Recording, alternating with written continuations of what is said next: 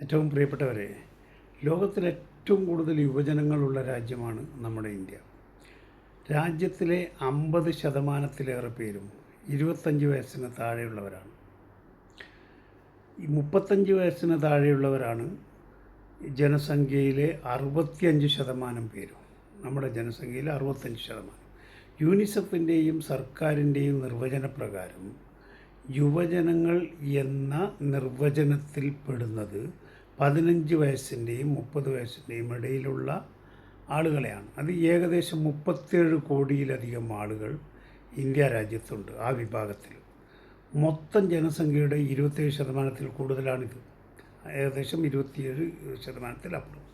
ശരാശരി മനുഷ്യൻ്റെ ജോലിക്ഷമത 15 വയസ്സ് മുതൽ 64 വയസ്സ് വരെയാണത്രേ. എങ്കിൽ ഇന്ത്യയിലെ 143 കോടി ജനങ്ങളിൽ 100 കോടിയോളം ജനങ്ങളും, അതായത് 68% പേരും ഈ ജോലിക്ഷമതയുള്ള ഈ കാറ്റഗറിയിൽപ്പെട്ട ആളുകളാണ്. അങ്ങനെ മാനവ വിഭവത്താൽ അനുഗ്രഹീതമാണ് നമ്മുടെ രാജ്യം. ലോകത്ത് ഏറ്റവും കൂടുതൽ ഇംഗ്ലീഷ് സംസാരിക്കുന്ന, ഇംഗ്ലീഷ് അറിയാവുന്ന ജനതയാണ് നമ്മുടേത്. ഈ ജനസമ്പത്തിനെ നമുക്ക് ഒരു സൂപ്പർ പവർ ആകാനുള്ള ഇന്ധനമാക്കി മാറ്റാൻ എന്ന് കഴിയുന്നുവോ അന്ന് നമ്മൾ ലോകത്തിലെ 1-ാം നമ്പർ വൻശക്തി രാജ്യമായി മാറും. തീർച്ചയാണത്. ഇന്ത്യയിലെ മൊത്തം ഔപചാരിക വിദ്യാർത്ഥി ഈ സമൂഹത്തിൻ്റെ ജനസംഖ്യ എത്രയാണെന്നറിയാവോ? ഏകദേശം 29 കോടിയാണ്. ഇത് ലോകത്തിലെ തന്നെ ഏറ്റവും വലിയ വിദ്യാർത്ഥി സമൂഹമാണത്രേ. ഈ അടുത്ത കാലം വരെ നാസ അടക്കമുള്ള ലോകത്തെ അതിപ്രശസ്ത സ്ഥാപനങ്ങളിലേക്ക് വിദഗ്ധരെ സംഭാവന ചെയ്യുന്ന രാജ്യമായിരുന്നു നമ്മുടെ രാജ്യം. Indian institute of technology IIT, national institute of technology NIT, Indian institute of information technology IIT, Indian institute of management, all India institute of medical science, Indian institute of science എന്നിങ്ങനെയുള്ള നമ്മുടെ അഭിമാന സ്തംഭങ്ങളായ സ്ഥാപനങ്ങൾ നമ്മുടെ യശസ് വിശ്വത്തോളം ഉയർത്തിയിരുന്നു. വിശ്വഗുരു നമുക്കന്നുണ്ടായിരുന്നില്ല. അവിടങ്ങളിലൊക്കെ നിരന്തരമായി ഗവേഷണങ്ങൾ നടക്കുകയും പല വിഷയങ്ങളിലും ആധികാരികമായ പ്രബന്ധങ്ങൾ പ്രസിദ്ധീകരിക്കപ്പെടുകയൊക്കെ ചെയ്തിരുന്നു.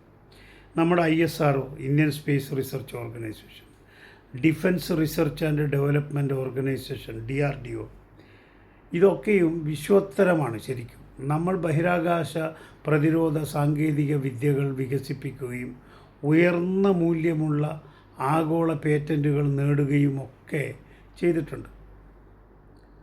ഇന്ത്യയുടെ ഭാവി കെട്ടിപ്പടുക്കേണ്ട വിദ്യാഭ്യാസ രംഗത്താണ് നമ്മുടെ അടിയന്തര ശ്രദ്ധ പതിയേണ്ടത്. ശാസ്ത്രബോധമുള്ള ഒരു തലമുറയെ വാർത്തെടുക്കേണ്ട, ആധുനികവൽക്കരണം ഏറ്റവും ആദ്യം നടപ്പാക്കേണ്ട ഒരു മേഖലയാണ് വിദ്യാഭ്യാസ മേഖല. അതിന് തർക്കമുണ്ടാവില്ലല്ലോ.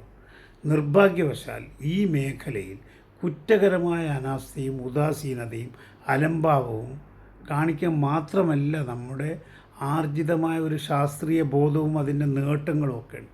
അതിനെയൊക്കെ പിന്നോട്ടടിപ്പിക്കാൻ ഉള്ള ശ്രമങ്ങളാണ് ആസൂത്രിതമായി നടക്കുന്നത്.